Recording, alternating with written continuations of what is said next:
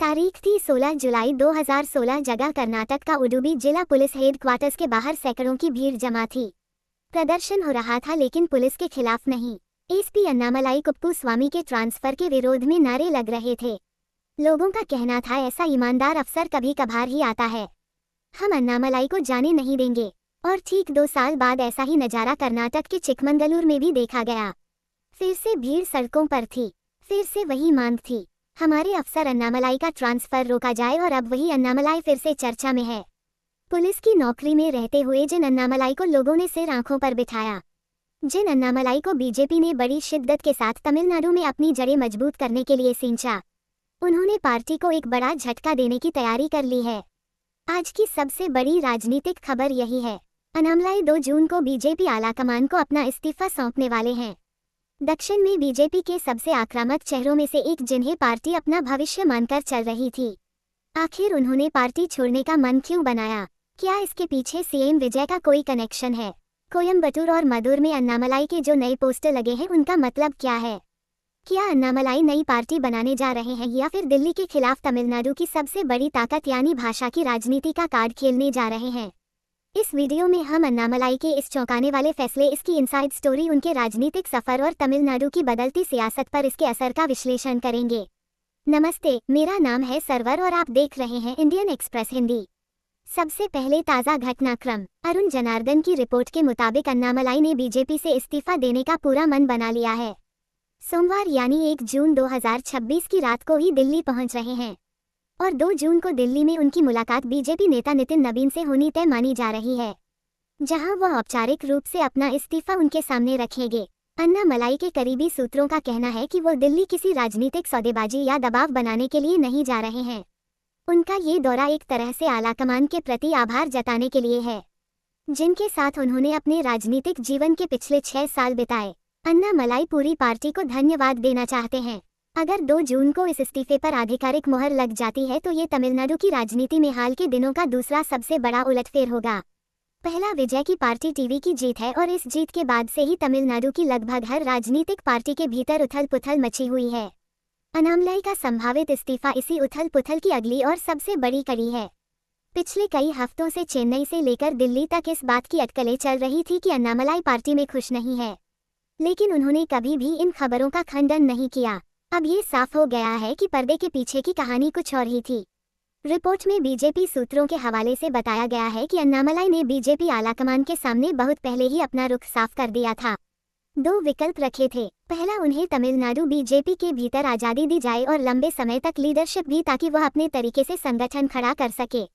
दूसरा, अगर पार्टी उन्हें ये स्पेस नहीं दे सकती तो फिर उन्हें अलग रास्ते पर जाने की मंजूरी दी जाए। अन्नामलाई की यह मांगे तब और तेज हो गई जब विजय की जीत ने तमिलनाडु के पूरे सियासी समीकरण को बदल कर रख दिया। पिछले 6 सालों से बीजेपी अन्नामलाई को राज्य में एक बड़े विकल्प के तौर पर पेश कर रही थी। अन्नामलाई युवाओं के बीच लोकप्रिय थे, उनके भाषण आक्रामक थे, पूर्व आईपीएस अफसर के तौर पर उनकी एक छवि थी, सोशल मीडिया पर मजबूत पकड़ थी और सबसे अहम बात, अन्नामलाई तमिलनाडु की भाषाई और सांस्कृतिक पहचान की राजनीति करने की कोशिश कर रहे थे। करप्शन के खिलाफ उनकी कैंपेनिंग ने राज्य में बीजेपी को नई विजिबिलिटी दी थी। उनके समर्थक मानते थे कि अन्नामलाई बीजेपी को तमिलनाडु में एक प्रभावशाली लीडरशिप दे सकते हैं, एक ऐसा चेहरा जो आलाकमान की लाइन भी समझे और तमिलनाडु की जमीन भी। लेकिन दिक्कत यहीं से शुरू हुई। अन्नामलाई की राजनीति कई बार बीजेपी के पारंपरिक ढांचे में फिट नहीं बैठी।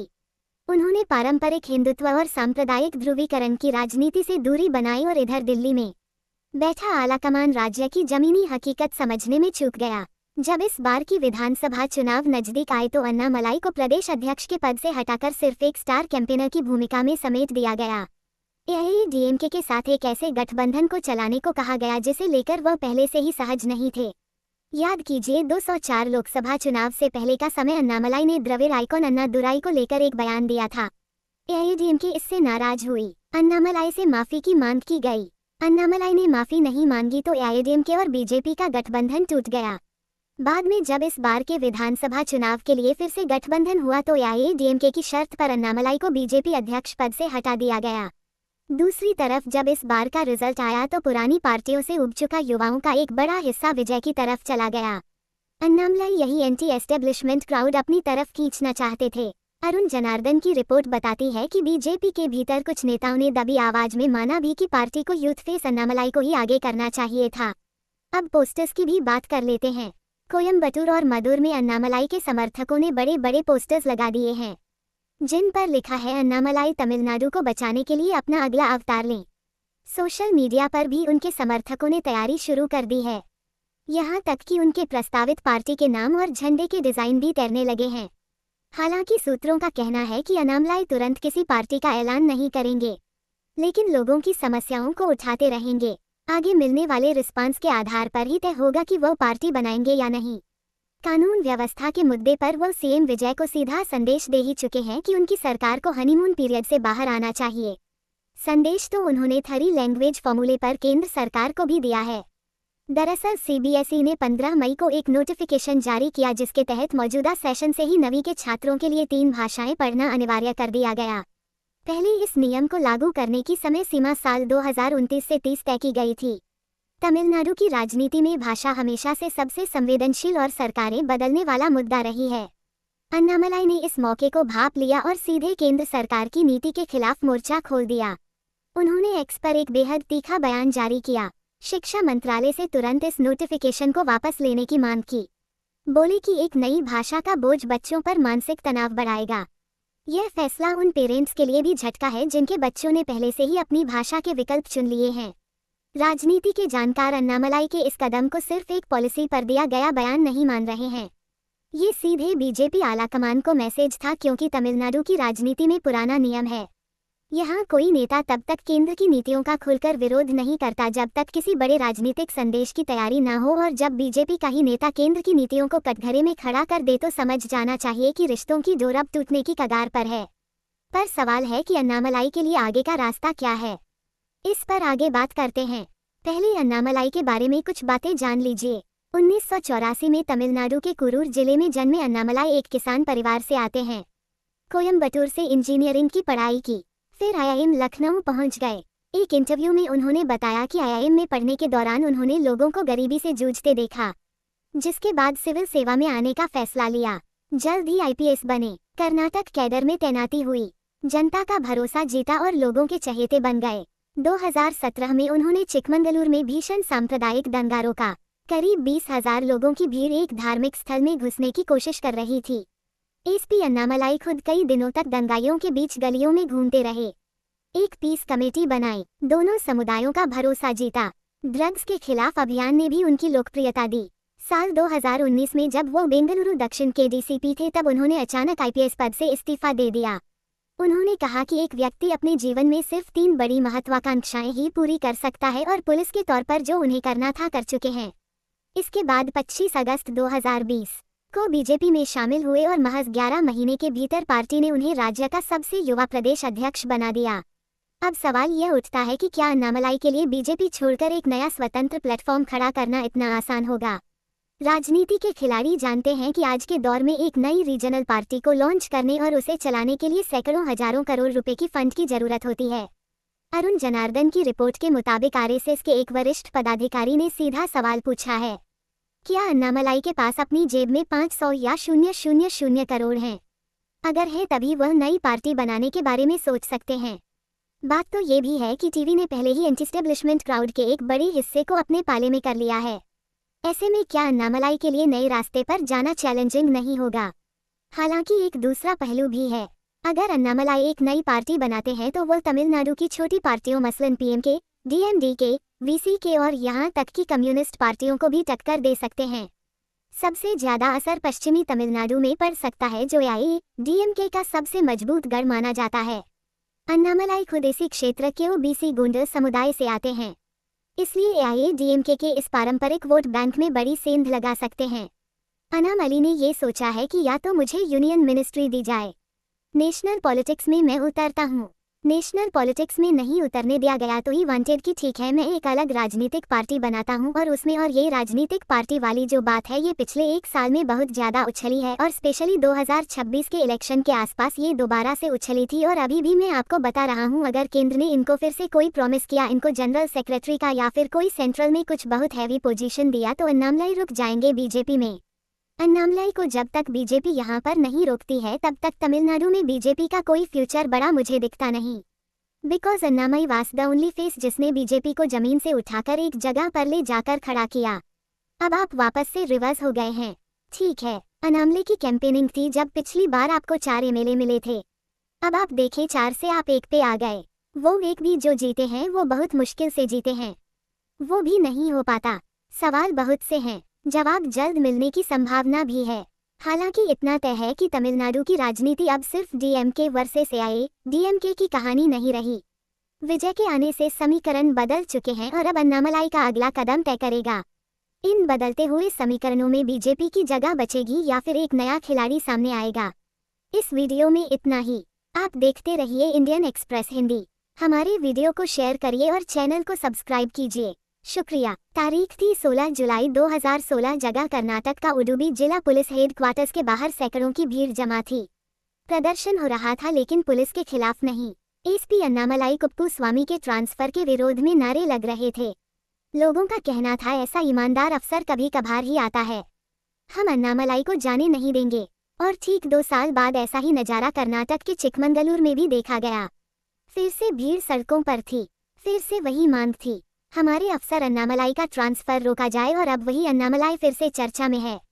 पुलिस की नौकरी में रहते हुए जिन अन्नामलाई को लोगों ने सिर आंखों पर बिठाया, जिन अन्नामलाई को बीजेपी ने बड़ी शिद्दत के साथ तमिलनाडु में अपनी जड़ें मजबूत करने के लिए सींचा, उन्होंने पार्टी को एक बड़ा झटका देने की तैयारी कर ली है। आज की सबसे बड़ी राजनीतिक खबर यही है। अन्नामलाई 2 जून को बीजेपी आलाकमान को अपना इस्तीफा सौंपने वाले हैं। दक्षिण में बीजेपी के सबसे आक्रामक चेहरों में से एक, जिन्हें पार्टी अपना भविष्य मानकर चल रही थी, आखिर उन्होंने पार्टी छोड़ने का मन क्यों बनाया? क्या इसके पीछे सीएम विजय का कोई कनेक्शन है? कोयम्बटूर और मदुर में अन्नामलाई के जो नए पोस्टर लगे हैं उनका मतलब क्या है? क्या अन्नामलाई नई पार्टी बनाने जा रहे हैं या फिर दिल्ली के खिलाफ तमिलनाडु की सबसे बड़ी ताकत यानी भाषा की राजनीति का कार्ड खेलने जा रहे हैं?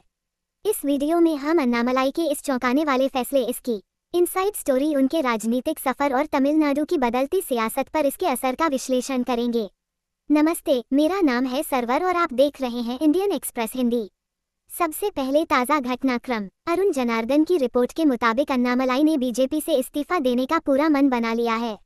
सोमवार यानी 1 जून 2026 की रात को ही दिल्ली पहुंच रहे हैं और 2 जून को दिल्ली में उनकी मुलाकात बीजेपी नेता नितिन नवीन से होनी तय मानी जा रही है, जहां वह औपचारिक रूप से अपना इस्तीफा उनके सामने रखेंगे। अन्नामलाई के करीबी सूत्रों का कहना है कि वो दिल्ली किसी राजनीतिक सौदेबाजी या दबाव बनाने के लिए नहीं जा रहे हैं। उनका ये दौरा एक तरह से आलाकमान के प्रति आभार जताने के लिए है, जिनके साथ उन्होंने अपने राजनीतिक जीवन के पिछले 6 साल बिताए। अन्नामलाई पूरी पार्टी को धन्यवाद देना चाहते हैं। अगर 2 जून को इस इस्तीफे पर आधिकारिक मुहर लग जाती है तो ये तमिलनाडु की राजनीति में हाल के दिनों का दूसरा सबसे बड़ा उलटफेर होगा। पहला विजय की पार्टी टीवी की जीत है और इस जीत के बाद से ही तमिलनाडु की लगभग हर राजनीतिक पार्टी के भीतर उथल-पुथल मची हुई है। अन्नामलाई का संभावित इस्तीफा इसी उथल-पुथल की अगली और सबसे बड़ी कड़ी है। पिछले कई हफ्तों से चेन्नई से लेकर दिल्ली तक इस बात की अटकलें चल रही थी कि अन्नामलाई पार्टी में खुश नहीं है, लेकिन उन्होंने कभी भी इन खबरों का खंडन नहीं किया। अब ये साफ हो गया है कि पर्दे के पीछे की कहानी कुछ और ही थी। रिपोर्ट में बीजेपी सूत्रों के हवाले से बताया गया है कि अन्नामलाई ने बीजेपी आलाकमान के सामने बहुत पहले ही अपना रुख साफ कर दिया था। 2 विकल्प रखे थे। पहला, उन्हें तमिलनाडु बीजेपी के भीतर आज़ादी दी जाए और लंबे समय तक लीडरशिप भी, ताकि वह अपने तरीके से संगठन खड़ा कर सके। दूसरा, अगर पार्टी उन्हें ये स्पेस नहीं दे सकती तो फिर उन्हें अलग रास्ते पर जाने की मंजूरी दी जाए। अन्नामलाई की यह मांगे तब और तेज हो गई जब विजय की जीत ने तमिलनाडु के पूरे सियासी समीकरण को बदल कर रख दिया। पिछले 6 सालों से बीजेपी अन्नामलाई को राज्य में एक बड़े विकल्प के तौर पर पेश कर रही थी। अन्नामलाई युवाओं के बीच लोकप्रिय थे, उनके भाषण आक्रामक थे, पूर्व आईपीएस अफसर के तौर पर उनकी एक छवि थी, सोशल मीडिया पर मजबूत पकड़ थी और सबसे अहम बात, अन्नामलाई तमिलनाडु की भाषाई और सांस्कृतिक पहचान की राजनीति करने की कोशिश कर रहे थे। करप्शन के खिलाफ उनकी कैंपेनिंग ने राज्य में बीजेपी को नई विजिबिलिटी दी थी। उनके समर्थक मानते थे कि अन्नामलाई बीजेपी को तमिलनाडु में एक प्रभावशाली लीडरशिप दे सकते हैं, एक ऐसा चेहरा जो आलाकमान की लाइन भी समझे और तमिलनाडु की जमीन भी। लेकिन दिक्कत यहीं से शुरू हुई। अन्नामलाई की राजनीति कई बार बीजेपी के पारंपरिक ढांचे में फिट नहीं बैठी। उन्होंने पारंपरिक हिंदुत्व और सांप्रदायिक ध्रुवीकरण की राजनीति से दूरी बनाई और इधर दिल्ली में बैठा आलाकमान राज्य की जमीनी हकीकत समझने में चूक गया। जब इस बार की विधानसभा चुनाव नजदीक आए तो अन्नामलाई को प्रदेश अध्यक्ष के पद से हटाकर सिर्फ एक स्टार कैंपेनर की भूमिका में समेट दिया गया। एआईएडीएमके के साथ एक ऐसे गठबंधन को चलाने को कहा गया जिसे लेकर वह पहले से ही सहज नहीं थे। याद कीजिए 204 लोकसभा चुनाव से पहले का समय अन्नामलाई ने द्रविड़ आइकॉन अन्नादुराई को लेकर एक बयान दिया था। एआईएडीएमके इससे नाराज हुई। अन्नामलाई से माफी की मांग की गई। अन्नामलाई ने माफी नहीं मांगी तो एआईएडीएमके और बीजेपी का गठबंधन टूट गया। बाद में जब इस बार के विधानसभा चुनाव के लिए फिर से गठबंधन हुआ तो एआईएडीएमके की शर्त पर अन्नामलाई को बीजेपी अध्यक्ष पद से हटा दिया गया। दूसरी तरफ जब इस बार का रिजल्ट आया तो पुरानी पार्टियों से उब चुका युवाओं का एक बड़ा हिस्सा विजय की तरफ चला गया। अन्नामलाई यही एंटी एस्टेब्लिशमेंट क्राउड अपनी तरफ खींचना चाहते थे। अरुण जनार्दन की रिपोर्ट बताती है कि बीजेपी के भीतर कुछ नेताओं ने दबी आवाज में माना भी कि पार्टी को यूथ फेस अन्नामलाई को ही आगे करना चाहिए था। अब पोस्टर्स की भी बात कर लेते हैं। कोयम्बटूर और मदुर में अन्नामलाई के समर्थकों ने बड़े बड़े पोस्टर्स लगा दिए हैं जिन पर लिखा है अन्नामलाई तमिलनाडु को बचाने के लिए अपना अगला अवतार लें। सोशल मीडिया पर भी उनके समर्थकों ने तैयारी शुरू कर दी है। यहाँ तक कि उनके प्रस्तावित पार्टी के नाम और झंडे के डिजाइन भी तैरने लगे हैं। हालांकि सूत्रों का कहना है कि अन्नामलाई तुरंत किसी पार्टी का ऐलान नहीं करेंगे, लेकिन लोगों की समस्याओं को उठाते रहेंगे। आगे मिलने वाले रिस्पांस के आधार पर ही तय होगा कि वो पार्टी बनाएंगे या नहीं। कानून व्यवस्था के मुद्दे पर वो सीएम विजय को सीधा संदेश दे ही चुके हैं कि उनकी सरकार को हनीमून पीरियड से बाहर आना चाहिए। संदेश तो उन्होंने 3 लैंग्वेज फॉर्मूले पर केंद्र सरकार को भी दिया है। दरअसल सीबीएसई ने 15 मई को एक नोटिफिकेशन जारी किया जिसके तहत मौजूदा सेशन से ही 9वीं के छात्रों के लिए 3 भाषाएं पढ़ना अनिवार्य कर दिया गया। पहले इस नियम को लागू करने की समय सीमा साल 2029 से 30 तय की गई थी। तमिलनाडु की राजनीति में भाषा हमेशा से सबसे संवेदनशील और सरकारें बदलने वाला मुद्दा रही है। अन्नामलाई ने इस मौके को भांप लिया और सीधे केंद्र सरकार की नीति के खिलाफ मोर्चा खोल दिया। उन्होंने एक्स पर एक बेहद तीखा बयान जारी किया। शिक्षा मंत्रालय से तुरंत इस नोटिफिकेशन को वापस लेने की मांग की। बोले कि एक नई भाषा का बोझ बच्चों पर मानसिक तनाव बढ़ाएगा। यह फैसला उन पेरेंट्स के लिए भी झटका है जिनके बच्चों ने पहले से ही अपनी भाषा के विकल्प चुन लिए हैं। राजनीति के जानकार अन्नामलाई के इस कदम को सिर्फ एक पॉलिसी पर दिया गया बयान नहीं मान रहे हैं। ये सीधे बीजेपी आलाकमान को मैसेज था, क्योंकि तमिलनाडु की राजनीति में पुराना नियम है, यहाँ कोई नेता तब तक केंद्र की नीतियों का खुलकर विरोध नहीं करता जब तक किसी बड़े राजनीतिक संदेश की तैयारी न हो, और जब बीजेपी का ही नेता केंद्र की नीतियों को कटघरे में खड़ा कर दे तो समझ जाना चाहिए कि रिश्तों की डोर अब टूटने की कगार पर है। पर सवाल है कि अन्नामलाई के लिए आगे का रास्ता क्या है। इस पर आगे बात करते हैं। पहले अन्नामलाई के बारे में कुछ बातें जान लीजिए। 1984 में तमिलनाडु के कुरूर जिले में जन्मे अन्नामलाई एक किसान परिवार से आते हैं। कोयम्बटूर से इंजीनियरिंग की पढ़ाई की, फिर आईआईएम लखनऊ पहुंच गए। एक इंटरव्यू में उन्होंने बताया कि आईआईएम में पढ़ने के दौरान उन्होंने लोगों को गरीबी से जूझते देखा, जिसके बाद सिविल सेवा में आने का फैसला लिया। जल्द ही आईपीएस बने। कर्नाटक कैडर में तैनाती हुई, जनता का भरोसा जीता और लोगों के चहेते बन गए। 2017 में उन्होंने चिकमंगलूर में भीषण सांप्रदायिक दंगारों का करीब 20,000 लोगों की भीड़ एक धार्मिक स्थल में घुसने की कोशिश कर रही थी। एसपी अन्नामलाई खुद कई दिनों तक दंगाइयों के बीच गलियों में घूमते रहे। एक पीस कमेटी बनाई, दोनों समुदायों का भरोसा जीता। ड्रग्स के खिलाफ अभियान ने भी उनकी लोकप्रियता दी। साल 2019 में जब वो बेंगलुरु दक्षिण के डीसीपी थे तब उन्होंने अचानक आईपीएस पद से इस्तीफा दे दिया। उन्होंने कहा कि एक व्यक्ति अपने जीवन में सिर्फ 3 बड़ी महत्वाकांक्षाएं ही पूरी कर सकता है और पुलिस के तौर पर जो उन्हें करना था कर चुके हैं। इसके बाद 25 अगस्त 2020 को बीजेपी में शामिल हुए और महज 11 महीने के भीतर पार्टी ने उन्हें राज्य का सबसे युवा प्रदेश अध्यक्ष बना दिया। अब सवाल यह उठता है कि क्या अन्नामलाई के लिए बीजेपी छोड़कर एक नया स्वतंत्र प्लेटफॉर्म खड़ा करना इतना आसान होगा। राजनीति के खिलाड़ी जानते हैं कि आज के दौर में एक नई रीजनल पार्टी को लॉन्च करने और उसे चलाने के लिए सैकड़ों हजारों करोड़ रुपए की फंड की जरूरत होती है। अरुण जनार्दन की रिपोर्ट के मुताबिक आरएसएस के एक वरिष्ठ पदाधिकारी ने सीधा सवाल पूछा है, क्या अन्नामलाई के पास अपनी जेब में 500 या 000 करोड़ हैं? अगर है तभी वह नई पार्टी बनाने के बारे में सोच सकते हैं। बात तो ये भी है कि टीवी ने पहले ही एंटी-एस्टेब्लिशमेंट क्राउड के एक बड़े हिस्से को अपने पाले में कर लिया है। ऐसे में क्या अन्नामलाई के लिए नए रास्ते पर जाना चैलेंजिंग नहीं होगा? हालांकि एक दूसरा पहलू भी है। अगर अन्नामलाई एक नई पार्टी बनाते हैं तो वो तमिलनाडु की छोटी पार्टियों मसलन पीएमके, डीएमडीके, वीसीके और यहाँ तक कि कम्युनिस्ट पार्टियों को भी टक्कर दे सकते हैं। सबसे ज्यादा असर पश्चिमी तमिलनाडु में पड़ सकता है, जो एआईएडीएमके का सबसे मजबूत गढ़ माना जाता है। अन्नामलाई खुद इसी क्षेत्र के ओबीसी गुंडा समुदाय से आते हैं, इसलिए एआईएडीएमके के इस पारंपरिक वोट बैंक में बड़ी सेंध लगा सकते हैं। अन्नामलाई ने ये सोचा है कि या तो मुझे यूनियन मिनिस्ट्री दी जाए, नेशनल पॉलिटिक्स में मैं उतरता हूँ, नेशनल पॉलिटिक्स में नहीं उतरने दिया गया तो ही वांटेड की ठीक है, मैं एक अलग राजनीतिक पार्टी बनाता हूँ और उसमें। और ये राजनीतिक पार्टी वाली जो बात है ये पिछले एक साल में बहुत ज्यादा उछली है और स्पेशली 2026 के इलेक्शन के आसपास ये दोबारा से उछली थी। और अभी भी मैं आपको बता रहा हूँ, अगर केंद्र ने इनको फिर से कोई प्रॉमिस किया, इनको जनरल सेक्रेटरी का या फिर कोई सेंट्रल में कुछ बहुत हैवी पोजीशन दिया, तो अन्नामलाई रुक जाएंगे बीजेपी में। अन्नामलाई को जब तक बीजेपी यहाँ पर नहीं रोकती है तब तक तमिलनाडु में बीजेपी का कोई फ्यूचर बड़ा मुझे दिखता नहीं। Because Annamalai was the only face जिसने बीजेपी को जमीन से उठाकर एक जगह पर ले जाकर खड़ा किया। अब आप वापस से रिवर्स हो गए हैं। ठीक है, अन्नामलाई की कैंपेनिंग थी जब पिछली बार आपको 4 एमएलए मिले थे, अब आप देखें 4 से आप 1 पे आ गए। वो एक भी जो जीते हैं वो बहुत मुश्किल से जीते हैं, वो भी नहीं हो पाता। सवाल बहुत से हैं, जवाब जल्द मिलने की संभावना भी है। हालांकि इतना तय है कि तमिलनाडु की राजनीति अब सिर्फ डीएमके वर्सेस एआईएडीएमके की कहानी नहीं रही। विजय के आने से समीकरण बदल चुके हैं और अब अन्नामलाई का अगला कदम तय करेगा। इन बदलते हुए समीकरणों में बीजेपी की जगह बचेगी या फिर एक नया खिलाड़ी सामने आएगा। इस वीडियो में इतना ही। आप देखते रहिए इंडियन एक्सप्रेस हिंदी। हमारे वीडियो को शेयर करिए और चैनल को सब्सक्राइब कीजिए। शुक्रिया।